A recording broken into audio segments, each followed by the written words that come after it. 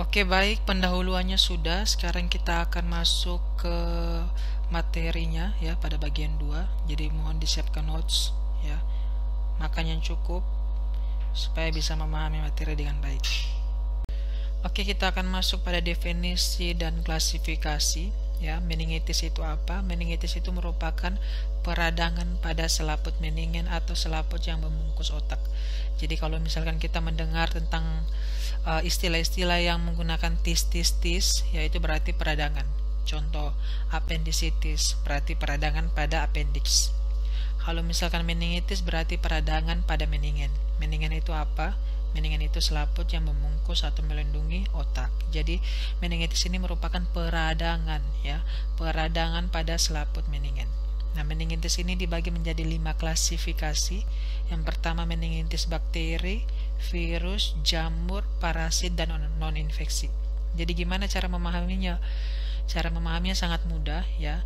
Jadi klasifikasinya ini berdasarkan penyebabnya. Jadi kalau meningitis bakteri disebabkan oleh bakteri, meningitis virus disebabkan oleh infeksi virus, jamur juga demikian, parasit juga demikian.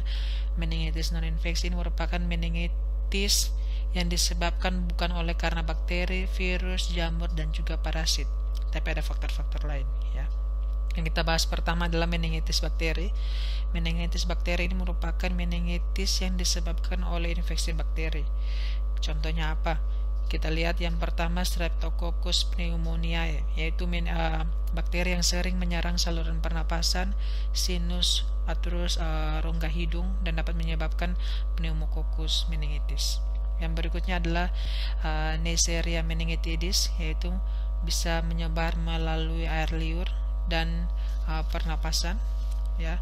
Yang berikutnya adalah Haemophilus influenza, ya kita mungkin sudah tahu ya, bisa menyebar dari radang tenggorokan, selulitis, radang sendi, dan seterusnya.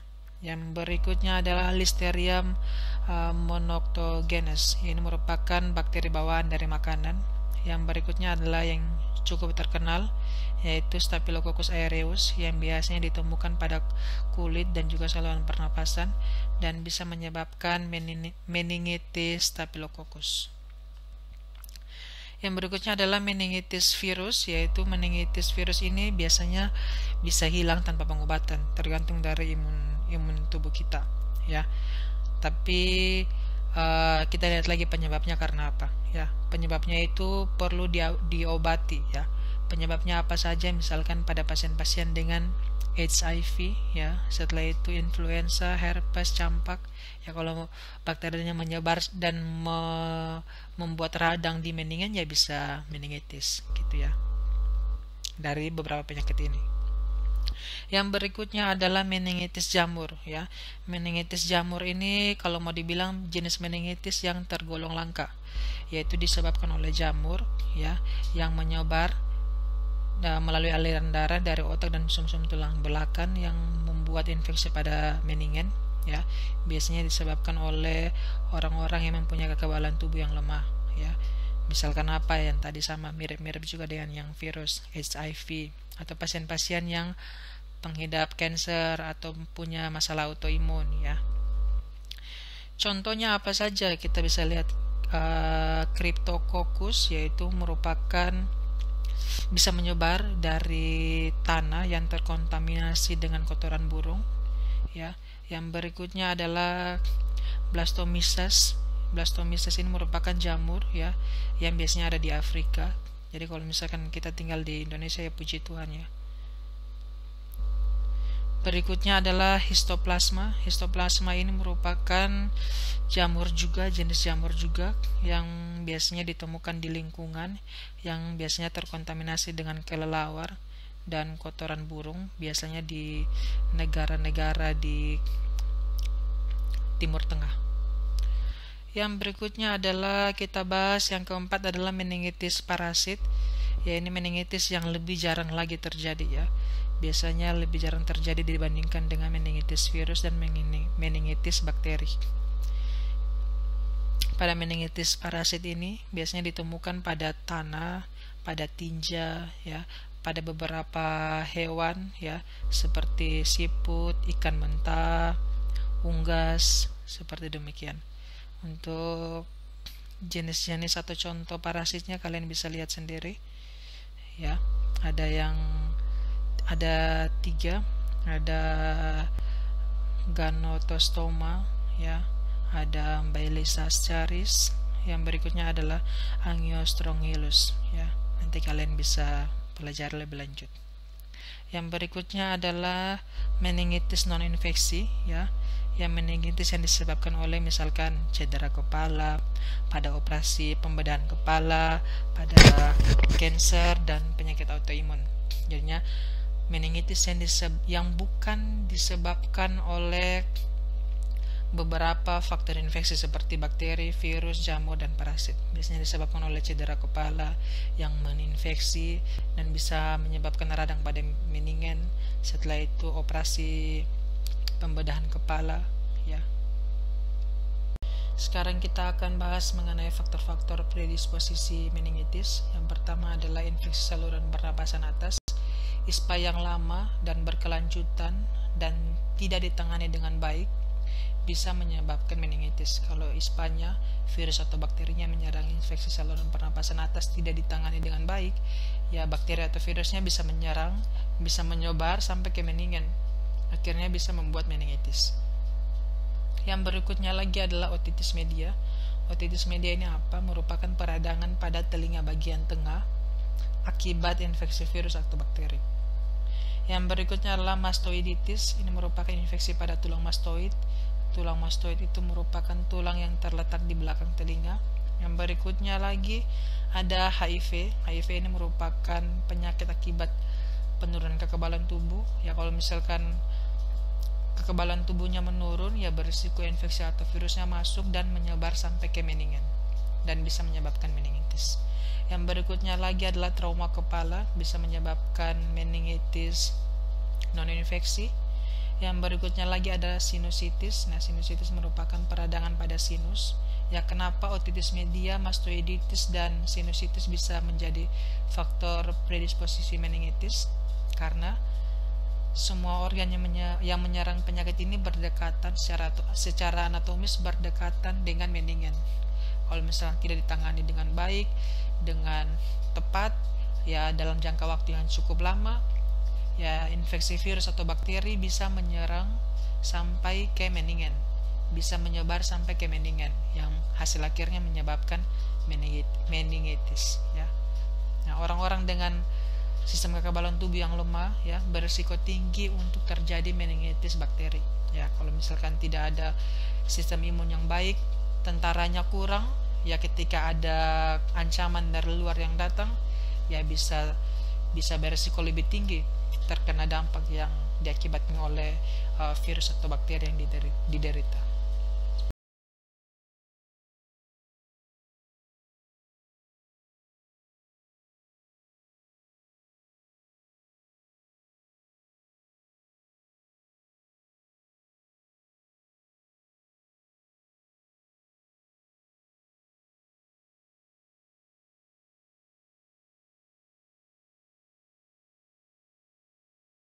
Oke, tadi kita sudah sama-sama belajar tentang meningitis. Meningitis itu apa? Yaitu peradangan pada meningen. Ya, untuk klasifikasinya ada 5. Yang pertama ada meningitis virus, bakteri, jamur, parasit, dan juga meningitis non infeksi. Untuk manifestasi klinisnya sangat amat mudah untuk dipahami ya. Manifestasi klinis ada 2. Ada gejala umum dan juga gejala lokal. Gejala umum adalah gejala yang umumnya terjadi, yaitu kaku kuduk, menggigil dan demam tinggi.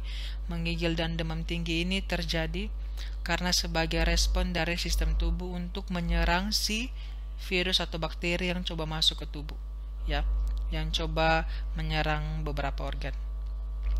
Yang berikutnya adalah sakit kepala dan perubahan tingkat kesadaran. Jadi pasien-pasien dengan meningitis juga bisa menyebabkan penurunan kesadaran. Yang berikutnya kejang, ada mual muntah, penurunan nafsu makan ya. Kernik dan Babinskinya positif, irritability, ada opistotonus ya. Opistotonus ini merupakan gerakan refleks yang tidak bisa dikendalikan. Ada lagi lemas dan kelelahan, ya.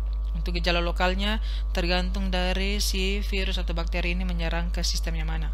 Kalau menyerang sistem pernapasan, ya gejalanya bisa batuk, bisa sesak nafas, ya. Jadi tergantung si virus atau bakteri ini menyerang sistem apa, ya. Jadi untuk gejala umumnya kita ingat lagi, bisa demam, bisa kaku kuduk, sakit kepala, kejang, penurunan kesadaran, mual muntah, lemas, ya. Untuk gejala lokalnya tergantung dari virus atau bakteri ini menyerang sistem yang mana. Oke, tadi kita sudah sama-sama bahas mengenai gejala umum dari meningitis, yaitu ada beberapa gejala, salah satunya adalah Kernik dan Babinski sign-nya positif. Nah, gimana cara melakukan pada pasien dengan pasien-pasien yang indikasi meningitis? Biasanya bisa kita lakukan pengkajian Kernik dan Babinski sign, ya.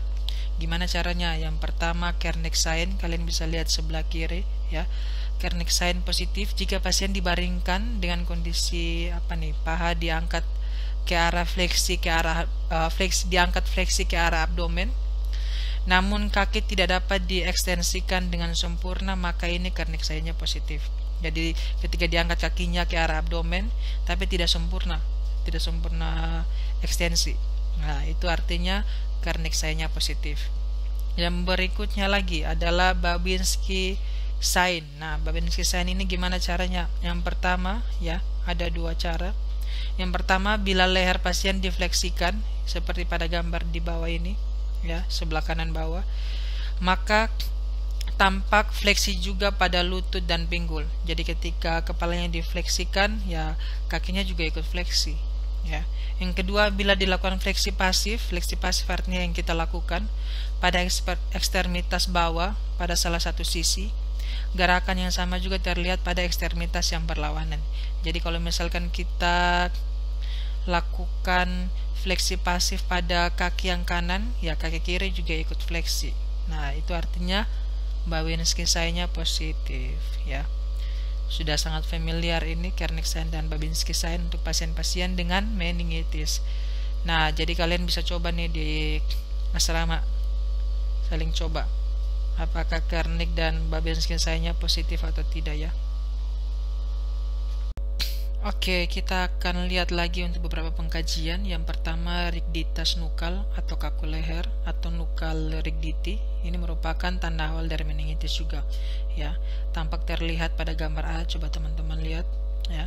Pada gambar A ini terlihat adanya upaya untuk lakukan fleksi pada kepala, namun mengalami kesulitan karena adanya spasme otot-otot pada leher. Biasanya ketika kita lakukan rigidity nukal ini, pasien akan mengalami nyeri, ya.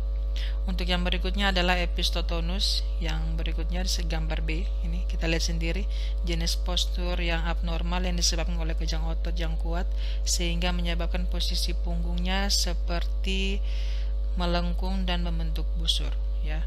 Bisa dilihat pada gambar. Kondisi ini biasanya terjadi pada anak-anak, ya. Tapi tidak menutup kemungkinan juga, ya, orang dewasa juga terjadi, apalagi pada pasien-pasiennya mengalami kejang, ya. Yang C sama D ini merupakan Kernik dan Babinski sign yang sudah kita bahas juga di slide sebelumnya.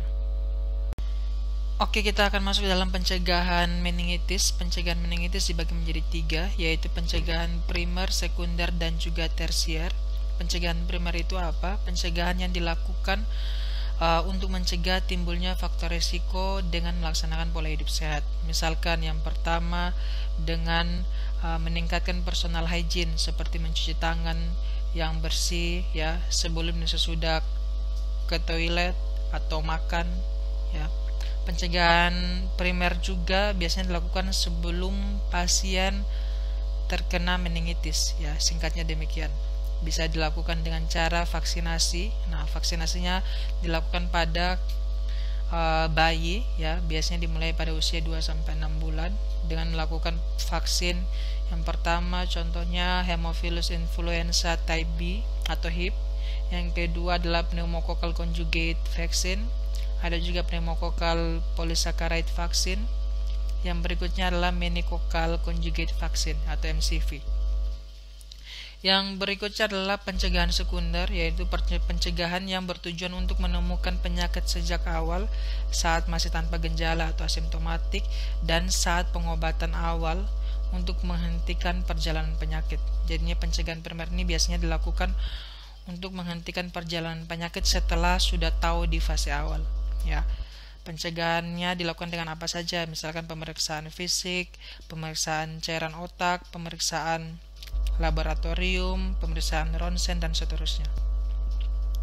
Yang berikutnya lagi adalah pencegahan tersier, yaitu pencegahan yang dilakukan untuk mencegah kerusakan lanjutan akibat komplikasi yang dialami oleh penyakit ini. Biasanya dilakukan fisioterapi dan rehabilitasi jika diperlukan untuk mencegah mengurangi kecacatan fisik, ya, akibat dari meningitis, ya. Jadi pencegahan primer itu dilakukan sebelum terkena penyakit, pencegahan sekunder dilakukan saat awal atau sudah terkena penyakit. Tujuannya adalah untuk mengurangi komplikasi yang akan terjadi, ya. Yang berikutnya adalah pencegahan tersier, adalah pencegahan yang dilakukan setelah pasien terkena penyakit dan tujuannya adalah untuk mencegah terjadinya komplikasi berkelanjutan, ya. Biasanya setelah post meningitis. Kita akan masuk pada latihan yang kedua, yaitu ada nomor 3 dan juga nomor 4. Silakan dikerjakan, ya. Nanti hasil akhirnya kita akan sama-sama lihat di akhir video, ya. Oke, selanjutnya kita akan bahas tentang patofisiologi dari meningitis. Sebenarnya untuk patofisiologi meningitis ini sangat amat mudah dipahami. Jadi awalnya perjalanan penyakitnya seperti demikian. Mikroorganisme penyebab meningitis seperti virus, bakteri, dan seterusnya ini akan masuk ke sistem peredaran darah dan getah bening ke bagian kapiler cerebral. Kemudian patogen ini akan masuk ke sirkulasi cerebral dan kemudian sampai ke subarachnoid, kemudian sampai ke meningen. Nah, ketika patogen-patogen ini sudah sampai ke meningen, ya bisa menyebabkan proses inflamasi atau peradangan. Nah, kita lihat lagi, ketika terjadi proses inflamasi atau peradangan, tubuh akan memproduksi cairan CSF secara meningkat, ya. Kalau misalkan CSF meningkat, ya bisa menyebabkan namanya edema cerebral. Kalau misalkan edema cerebral meningkat, ya bisa menyebabkan namanya peningkatan TIK. Apa saja gejala peningkatan TIK? Yang pertama bisa nyeri kepala, papiledema, penurunan kesadaran, dan seterusnya. Jadi tidak heran lagi pada pasien-pasien dengan meningitis ini terjadi demikian, ya, karena ketika terjadi inflamasi terjadi juga peningkatan volume cairan cerebrospinal. Nah, ketika cairannya meningkat, ya bisa menyebabkan peningkatan tekanan intrakranial. Nah, untuk pada kasus-kasus pada pasien dengan meningitis bakterial atau purulen dan seterusnya, ya, semua bakteri ini akan dengan cepat masuk ke otak dan bisa sampai terjadi namanya encephalitis. Encephalitis ini adalah peradangan pada otak. Jadi kalau misalnya kalian masih ingat tadi di bagian awal ada namanya meningioma encephalitis, yaitu peradangan pada otak dan juga meningen secara bersamaan. Pada kasus-kasus yang memang tidak ditangani dengan baik atau memang perjalanan penyakitnya sangat amat cepat, ya. Biasanya pada kasus-kasus dengan purulen atau eksudat yang berlebihan pada meningen. Nah, ketika terjadi meningitis, ya, tubuh akan mengalami edema cerebral akibat dari peningkatan CSF tadi. Ketika CSF meningkat, ya, sekresi hormon antidiuretik juga akan meningkat. Ketika ADH-nya meningkat juga bisa meningkatkan volume cairan yang menyebabkan peningkatan tekanan intrakranial. Jadi tidak heran lagi ketika TIK meningkat, ketika ada radang, ya otak akan mengganggu sirkulasi darah di otak. Sirkulasi darahnya akan menurun. Ketika sirkulasi darah menurun, ya bisa menjadi kejang, abses pada otak, ya perubahan neurologis, nyeri kepala, dan seterusnya. Bahkan bisa sampai menyerang kerusakan saraf kranial. Kalau misalkan dia menyerang saraf kranial yang mempengaruhi penglihatan, ya masalah penglihatan. Kalau misalkan dia menyerang ke saraf kranial yang sampai mengganggu pendengaran, ya masalah pendengaran gitu. Jadi Singkatnya, ketika mikroorganisme sudah masuk melalui aliran darah sampai ke mendingan dan menginflamasi, akan terjadi peningkatan CSF. Ketika CSF meningkat, ya udah bisa edema cerebral, edema cerebri. Ya, pada akhirnya bisa meningkatkan TIK. Ketika TIK meningkat, bisa menyebabkan namanya sekresi hormon antidiuretik itu juga akan meningkat. Ketika hormonnya meningkat, ya volume cairan juga akan ikut meningkat dan menyebabkan penurunan sirkulasi aliran darah. Ya, kalau misalkan sirkulasinya terganggu, sirkulasinya berkurang, ya bisa menyebabkan kejang dan seterusnya. Bahkan bisa sampai penurunan kesadaran. Oke, berikut adalah kita akan belajar tentang komplikasi dari meningitis. Ketika tidak ditangani dengan baik, ya dibiarkan saja, tidak mendapatkan terapi yang tepat, ya bisa menyebabkan beberapa komplikasi. Yang pertama adalah abses cerebri. Nah, abses cerebri ini apa? Merupakan penumpukan nanah di dalam otak akibat dari infeksi. Yang berikutnya bisa menyebabkan shock septic. Shock septic ini merupakan salah satu kondisi gawat darurat yang ditandai dengan terganggunya aliran darah akibat dari infeksi. Tanda dan gejalanya apa saja? Bisa hipotensi, takikardi, bahkan sampai penurunan kesadaran. Yang berikutnya adalah ventriculitis. Nah, kita sudah belajar di awal, ya kalau misalkan ada yang istilah yang berhubungan dengan tis, artinya peradangan.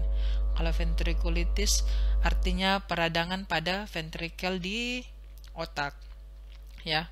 Jadi abses pada mendingan ini dapat sampai ke jaringan kranial yang lain melalui sistem peredaran darah dan masuk ke bagian ventrikel, dan bisa menyebabkan ventriculitis. Yang berikutnya adalah hidrosefalus. Tadi kita sudah lihat lagi salah satu respon dari peradangan, ya bisa menyebabkan peningkatan cairan cerebrospinal. Ya, inilah yang bisa menyebabkan namanya hidrosefalus. Oke, yang berikutnya lagi adalah epilepsi. Jelas ya, bisa buat dia kejang akibat dari penurunan aliran darah ke otak. Yang berikutnya lagi adalah multiple organ failure, ya kegagalan fungsi organ lainnya. Karena apa? Karena tidak ditangani dengan baik. Kalau misalnya kita lihat lagi sistem peredaran manusia saling berhubungan antara satu dengan yang lain. Ketika kita tidak menangani meningitisnya dengan tepat, dengan baik, dengan terapi yang tepat, ya bisa mengganggu sistem peredaran darah yang lain. Ya, ini semua komplikasi ini dapat kita cegah dengan mendapatkan pengobatan dan penata laksanaan yang tepat. Jadi ketika kita sudah lihat ada pasien demikian yang mengalami gejala mengarah ke meningitis, tanda dan gejala ke sana, ya segera kita lakukan pengobatan ya dengan tepat supaya meminimalisir terjadinya beberapa komplikasi akibat dari penanganan meningitis yang kurang tepat. Oke, selanjutnya kita akan masuk pada pemeriksaan penunjang dan pemeriksaan diagnostik untuk pasien dengan meningitis. Untuk pemeriksaan penunjangnya bisa dilakukan dengan kultur darah. Nah, kultur darah ini apa? Kultur darah ini untuk menentukan apakah ada mikroorganisme bakterinya jenis apa dan seterusnya, bisa dilakukan dengan pemeriksaan kultur darah. Nah, untuk pemeriksaan kultur darah sendiri pada umumnya sudah ada tabung khusus dan pemeriksaannya biasanya 5-7 hari. Ya, dan pemeriksaannya dilakukan dengan pengambilan sampel darah vena. Agak sedikit berbeda dengan pemeriksaan darah pada umumnya, tapi tetap dilakukan pada pembuluh darah vena. Yang berikutnya adalah pemeriksaan diagnostik untuk menentukan meningitis ini adalah dengan lakukan lumbal fungsi. Nah, lumbal fungsi ini apa? Seperti dilihat pada gambar, yaitu pengambilan cairan cerebrospinal untuk diperiksa akan adanya bakteri, keberadaan bakteri atau mikroorganisme yang menyerang mendingan dan sumsum tulang belakang. Ya, pemeriksaan lumbal fungsi ini biasanya dilakukan di antara lumbal 3 dan 4 atau lumbal 4 dan 5. Dan pemeriksaan ini bukan dilakukan oleh perawat ya. Jadi jangan dengan inisiatif untuk melakukan lumbal fungsi. Lumbal fungsi dilakukan oleh dokter spesialis saraf. Yang berikutnya adalah CT scan dan MRI ya. CT scan dan MRI ini bertujuan untuk melihat kondisi lain atau dampak lain akibat meningitis ini, ya, dengan CT scan dan MRI. Berikutnya adalah dengan pemeriksaan CBC, SE, dan GDS. Kita tahu sendiri meningitis itu bukan hanya menyerang di bagian otak, tapi bisa juga sistemik, menyerang ke seluruh sistem tubuh kalau misalnya tidak ditangani dengan baik. Nah, pemeriksaan CBC, serum elektrol, dan GDS ini adalah sebagai akibat atau dampak dari perjalanan penyakit meningitis, sehingga kita bisa tahu dengan pemeriksaan CBC kita bisa tahu pasien ini HB-nya berapa dan seterusnya, bisa tahu leukositnya berapa, yang namanya ada inflamasi, adanya peradangan, ya akan terjadi peningkatan leukosit, ya. Yang berikutnya kita bisa lihat lagi serum elektrolitnya seperti apa. Ya, kalau misalnya pada pasien-pasien dengan meningitis biasanya terjadi kejang. Nah, kita bisa tahu nih, kejangnya memang karena meningitis atau kejangnya karena masalah elektrolit. Karena masalah elektrolit juga bisa menyebabkan pasien kejang, ya. Biasanya pada pasien-pasien dengan hiponatremi, ya, itu bisa kejang juga. Jadinya kita bisa tahu dengan pemeriksaan ini, apakah pasien ini kejang karena meningitis atau kejang karena si electrolyte imbalance, ketidakseimbangan elektrolit. Yang berikutnya lagi pemeriksaan gula darah. Sudah dibilang dari tadi, ya, sudah diingatkan juga kalau meningitis ini menyerang sampai ke sistemik, seluruh tubuh, proses perjalanan penyakit, ya bisa menyebabkan penurunan kadar glukosa dalam darah. Ya, kita lihat lagi tadi tanda gejalanya adalah penurunan nafsu makan. Ya, kalau misalkan tidak ada asupan yang masuk, ya gimana kita bisa nilai gula darahnya dengan pemeriksaan GDS. Jadi kita bisa tahu kelemahannya ini memang karena masalah metabolik, ya, atau kelemahan ini karena memang pure masalah dari meningitis ini. Kita akan masuk pada latihan soal yang ketiga. Perawat merencanakan perawatan dan seterusnya, ya, bisa dijawab. Untuk manajemen pengobatan pada pasien-pasien meningitis, yang pertama tujuan terapinya adalah untuk menghilangkan infeksi dengan menurunkan tanda dan gejala. Yang kedua adalah untuk mencegah kerusakan neurologis lanjutan seperti kejang, penurunan kesadaran, dan kematian. Oke, kita ingat lagi tujuan terapi pada pasien meningitis, yaitu yang pertama mencegah menurunkan tanda dan gejala yang dialami oleh pasien, ya. Yang kedua adalah mencegah terjadinya komplikasi lanjutan akibat dari meningitis. Nah, apa yang kita lakukan sebagai perawat? Yang pertama, monitoring tanda-tanda vital, ya. Tanda-tanda vital itu apa saja? Tekanan darah, nadi, pernapasan, suhu, saturasi oksigen, pengkajian nyeri, dan seterusnya. Ya, itu sebagai bagian yang representatif dari kondisi pasien secara keseluruhan, ya. Yang berikutnya adalah monitor kadar glukosa darah, ya. Yang berikutnya adalah monitor urin output. Nah, kita lihat lagi rumus urin outputnya adalah 0,5 sampai 1 per kilogram berat badan per jam. Jadi kalau misalnya pasien punya berat badan 50, dalam 1 jam itu normalnya dia produksi urinnya adalah 25 sampai 50 cc. Jadi kita lihat nih, monitoring tanda-tanda vital, glukosa, dan juga urin output.